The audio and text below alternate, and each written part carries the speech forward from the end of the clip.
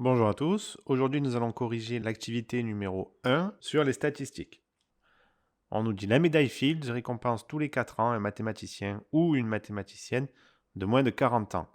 Le tableau ci-dessous représente l'âge des 60 lauréats de la médaille Fields. Donc là on a l'âge, donc l'âge est ici, ça va correspondre à la valeur, et l'effectif ça correspond au nombre de personnes qui ont eu cette médaille-là. Par exemple il y a une personne de 27 ans, 3 personnes de 28 ans, 5 de 30 ans, etc. etc.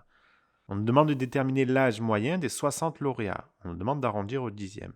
Pour déterminer cette moyenne-là, c'est une moyenne pondérée. Donc, ce qu'on va faire la valeur. Donc, la valeur, c'est l'âge, multiplié par l'effectif de la valeur. Donc, ici, c'est 1. Plus 28 multiplié par 3, plus 30 multiplié par 5. Bon, je pense que vous avez compris le reste. Et on termine par 39 multiplié par 7. Et il faut diviser ça par l'effectif total. L'effectif total, on nous dit qu'il y a 60 lauréats. Donc du coup, on divise tout ça par 60. Et donc ça, c'est environ égal, donc on nous demande d'arrondir au dixième ici, environ égal à 30,9. Donc là, on a l'âge moyen des médailles de Fields qui ont été attribuées à des personnes de 30,9 ans. 31 ans, quoi, quasiment. Ensuite, on nous demande combien de lauréats étaient âgés de 30 ans ou moins. On a la question 2A. Donc ça, on a répondu à la question 1 précédemment. On va répondre à la question 2A maintenant. Combien de lauréats sont âgés de 30 ans ou moins? Eh bien, il y en a 1 plus 3, ça fait 4. 4 plus 5, ça fait 9. Donc, il y a 9 personnes de 30 ans ou moins. Ce nombre est appelé effectif cumulé croissant de la valeur 30. On nous demande dans le petit b de compléter la ligne des effectifs cumulés croissants. Alors, évidemment, c'est la dernière ligne ici. Alors, vous avez peut-être déjà vu ça dans vos classes précédentes, mais un effectif cumulé croissant, c'est quoi? C'est simplement que quand on va arriver à 30 ici, on va compter toutes les valeurs qu'il y a avant. C'est-à-dire, il y en a 1, plus 3, plus 5.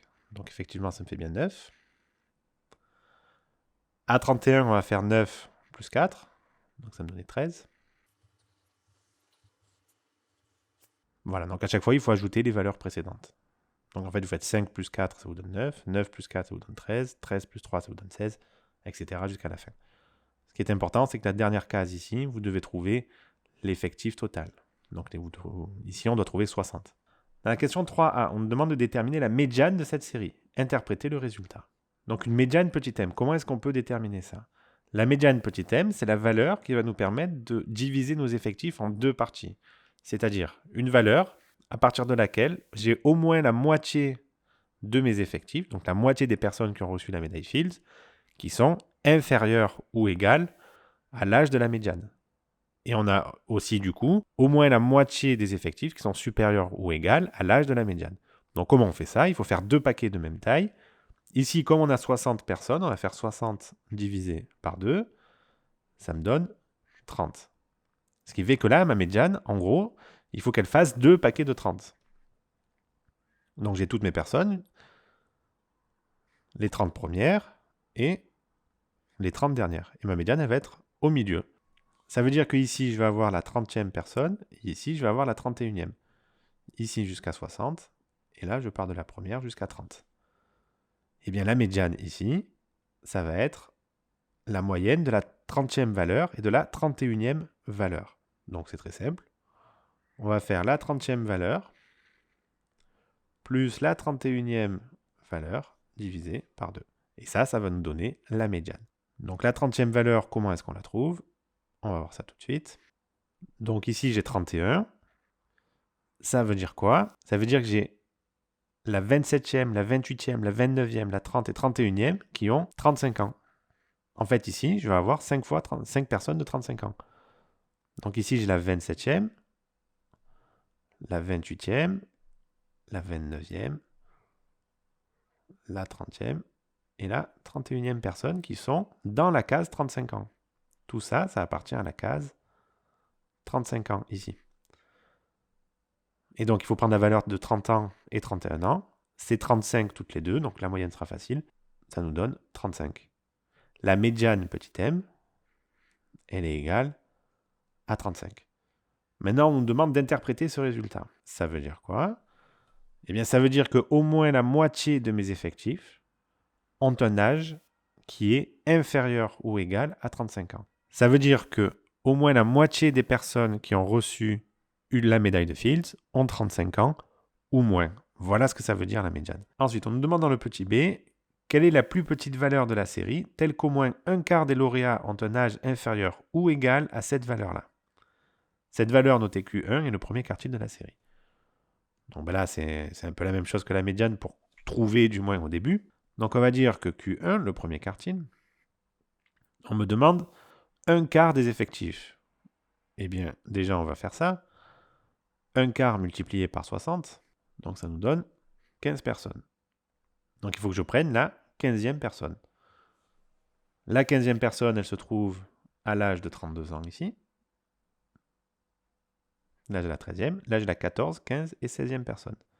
Ben, ça veut dire que Q1, du coup, est égal à 32 ans. Ça veut dire que si je prends toutes les personnes qui ont entre 27 et 32 ans, ben, j'ai au minimum 25% des personnes qui sont dans ce groupe-là. Au minimum, attention. Hein. Donc là, on a le premier quartile de la série. On nous dit, en 2014, l'Iranienne Mariam fut la première femme à recevoir la médaille de Fields. Elle avait 37 ans. Charlotte affirme, au moins les 3/4 des lauréats ont un âge inférieur ou égal à 35 ans. A-t-elle raison? Le nombre 37 est le troisième quartile Q3 de la série. Le quartile ici, on nous dit que c'est Q3, donc il y a de fortes chances qu'elle ait raison quand même. Q3, c'est égal à quoi? Mais ce qu'on va chercher ici, c'est pas non pas un quart, mais 3/4 de la série. Donc 3/4 de 60. Donc 3/4 multiplié par 60. Vous pouvez faire 75%. C'est pareil que si je fais 0,75 fois 60. Donc ça, évidemment, ça nous donne 45. Ça veut dire que la 45e valeur, c'est le quartile numéro 3. La 45e valeur, elle est à 37, ici. Donc ça veut dire que Q3 est égal à 37. Donc si on interprète ce résultat-là, ça veut dire qu'on a au moins le 3/4 des personnes qui ont obtenu la médaille de Fields, qui ont un âge de 37 ans ou moins. Le Q1, il veut dire qu'il y a au moins un quart des personnes qui ont obtenu la médaille de Fields, qui ont 32 ans ou moins. La médiane, c'est au moins la moitié des personnes ont un âge de 35 ans ou moins. Voilà ce que ça veut dire. Et donc en faisant ça, vous allez terminer l'exercice, vous avez terminé la première activité, et on passe directement à l'activité numéro 2. Donc dans l'activité numéro 2, on va parler d'écart type. On nous dit chaque jour au mois de septembre, Cédric a relevé la distance qu'il a parcourue le long de son footing. Donc on nous présente ça sous forme d'un tableau. Nous avons les valeurs qui correspondront à la distance et l'effectif qui correspond au nombre de fois où il a couru 3 km. Donc on voit qu'il court tous les jours quand même. Hein. Vérifiez que la moyenne de cette série est égale à 7 km. Donc ça, c'est une moyenne pondérée, donc on va faire ça. Comment est-ce qu'on fait ça? Bon, on fait comme tout à l'heure. Donc la question petite 1. Il a couru 3 km 8 fois, plus 4 km 6 fois, plus 5 km 2 fois, plus, etc. Je ne vais pas vous détailler le calcul. Je pense que vous savez tous le faire. Et tout ça, on le divise par l'effectif total. L'effectif total qui est de 30. Et donc effectivement, ça nous donne bien 7. Ensuite, on nous dit ici, on a représenté ci-contre la série en bleu, entre parenthèses. Donc en bleu, ici, vous avez les jours où il a couru 12 km. Donc il y a eu 5 jours dans le mois où il a couru 12 km, par exemple. C'est ce que ça représente ici. Ainsi que les écarts en rouge entre les valeurs et la valeur moyenne. Autrement dit, qu'est-ce que ça veut dire? Ça veut dire que quand il court 5 km, eh bien, il court 2 km de moins que sa moyenne en général, sur le mois entier. Voilà ce que ça veut dire pour le moment. On nous demande de recopier et compléter le tableau et la ligne d'écart. Donc ce qu'on va faire ici, c'est qu'on va faire la valeur qu'il a couru le jour même, moins la moyenne. Donc 3 moins 7, ça me donne bien moins 4.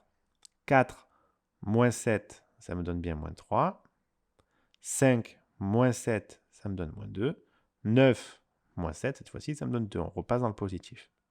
7 moins 10, ça me donne 3. 10 moins 7 plutôt, ouais. 10 moins 7, ça me donne 3. 12 moins 7, ça me donne 5.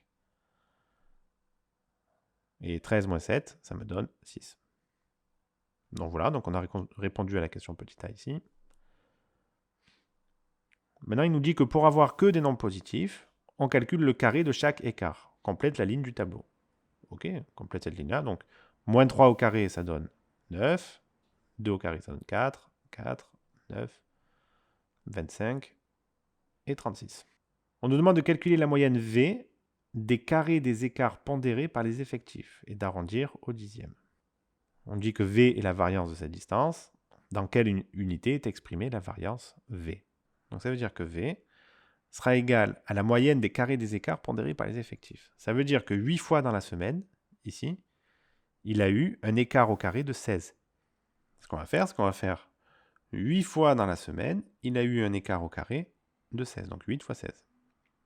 Plus 6 fois dans la semaine, il a eu un écart au carré de 9. Donc 6 fois 9. Et tout ça, on va le diviser par combien? Le nombre de jours qu'il y a eu dans le mois, c'est-à-dire 30. Donc ça nous donne un écart au carré moyen dans le mois d'environ égal à 14,33.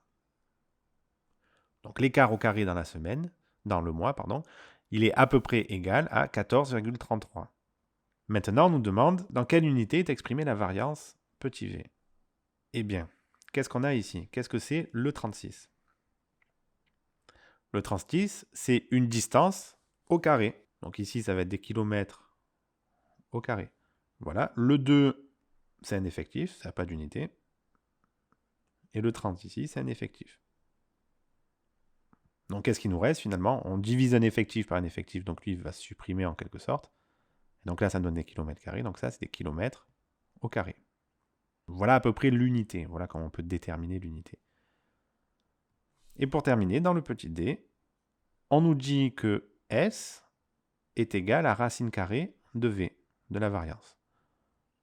Donc on calcule ça pour le moment, on arrondit au dixième. Donc S sera environ égal à donc la racine carrée de 14,33, qui sera environ égal à 3,8, arrondi au dixième.